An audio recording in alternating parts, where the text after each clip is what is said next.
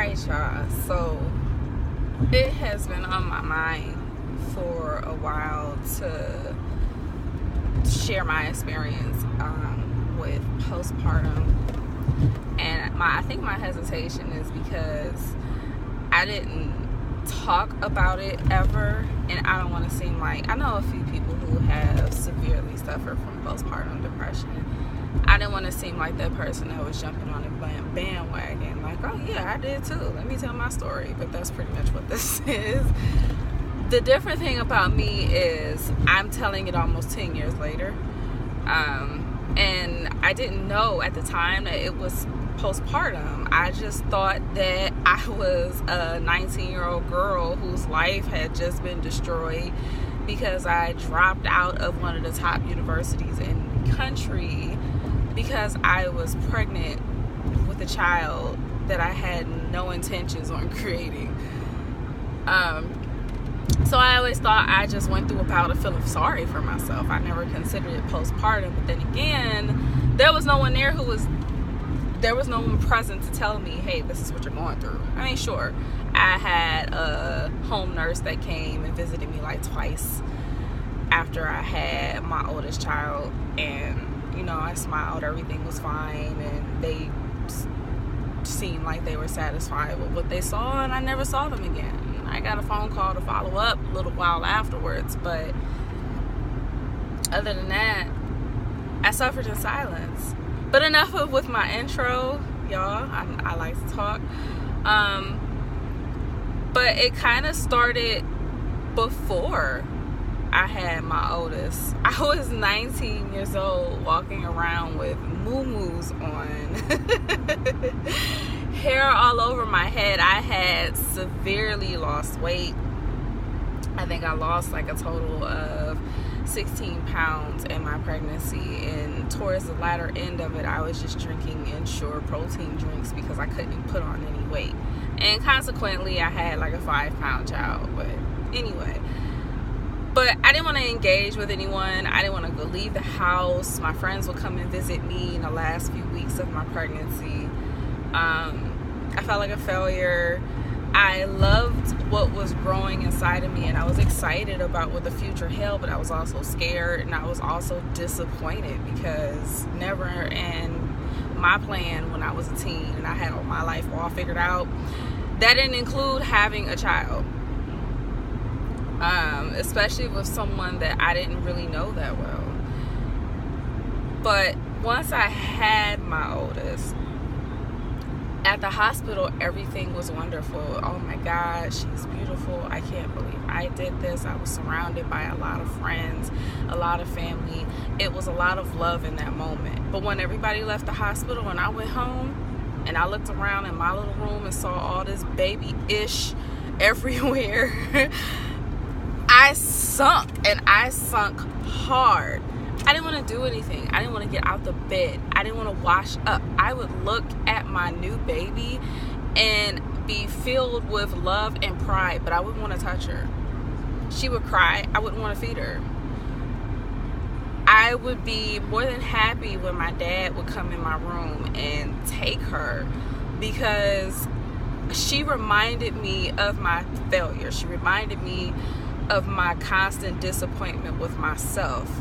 Every time I logged on to Facebook, because that was really the only form of social media we had back then. Every time I logged on to Facebook, I would see all of my friends living their lives, going to parties, doing the things that I should have been doing at 19 and 20 years old. And my daughter was a constant reminder that I couldn't do that. I would lay in bed and just watch her. I would have dreams of her disappearing. I never had dreams of doing anything in particular to harm her. I never had the desire to harm her, but she would always just disappear, and I would feel relief behind that. I didn't know what it was, but it was debilitating. It took me a long time to snap out of it, and then a different form of that presented itself that summer. I had my first child in January of 2009, and that summer was her first time, of course, leaving town to spend the summer with her grandparents on her father's side. And it was hard for me to let her go. I cried the rest of the day because I barely knew these people. My dad really pushed for me to send my 5-month-old baby to a completely different place, and with people that I barely even knew.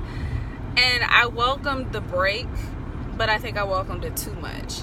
And a lot of people think of postpartum as just debilitating depression, but there's different parts to it. And for me, when she left, I lost my mind. I went and got a whole bunch of piercings. I was wearing different colored wigs. I was just living wild. And from the outside looking in, it looked as if I was just enjoying my freedom. I was enjoying life. I was being the young kid that I didn't get to be because I became a mother. But on the inside, I was hurting.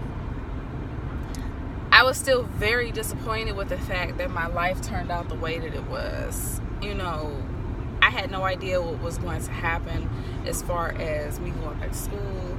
I had no idea what was going to happen with the relationship with my daughter's father.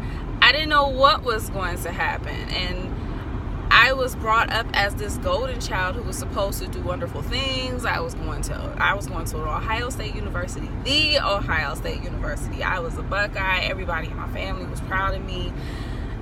I had all of these expectations to be great, and here I am, a statistic.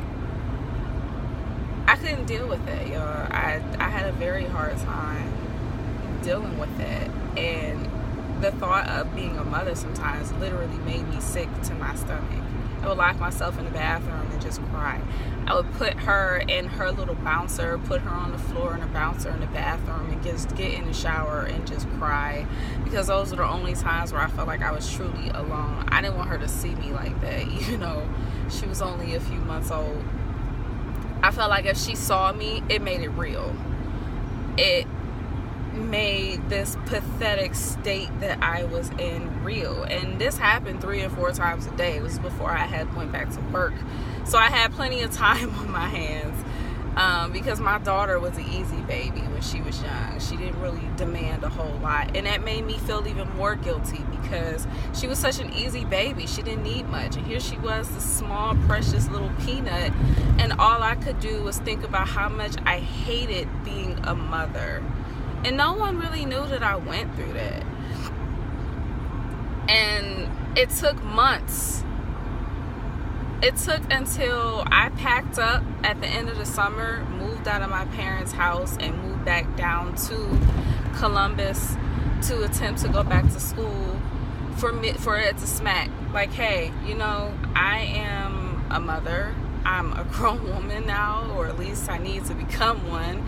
I need to suck this up. I need to realize that this is my life, and I need to get over it. But getting over it isn't always that easy, and it wasn't for me. It took months. And it wasn't until recently that I realized that's what I was going through. I wasn't very productive. I wasn't in a very good space. I was feeling bad about myself. I was feeling bad about being a mother. I resented the precious little gift that I brought into the world when it was nobody's fault but my own, if that's the way you want to look at it. I did what it took to get pregnant and have a baby, and I made the choice to have one. So it was really no reason for me to resent my child, but that's how I felt. And I just wanted to share that because postpartum is real, and it comes in many different forms. Just like with anything else, there is no one picture that represents all, because everybody's story and everybody's experience with the same thing could be very different. And for me, mine was a little flavorful, as it always is. But yeah, I went through postpartum with my first child, and both my second and my third one briefly, but it wasn't as bad as with my first, because that was more life-changing than my other 2 children. That was what set the pace, and that is what made me what I am today, along with a lot of different other experiences that happened after that, of course. But that got the ball rolling. I wouldn't be the Shanika that I am today had I not became a mother in 2009. So that's my experience with postpartum. I just wanted to be one more person to share that experience, to let others know out there that you're not alone. It is a very real thing, and people expect you to snap back, snap out of it, get over it, and that's not how that works. It takes a lot. It takes a support system. It takes you in your mind wanting, fighting on a constant basis to get better, to see what's in front of you. It takes people to come and give you those few minutes of a break. It takes a village, honestly. But I didn't mean for this video to be this long. I just wanted to share that story with you guys. It was a very rough period of time in my life. A lot of disappointment and pain and confusion.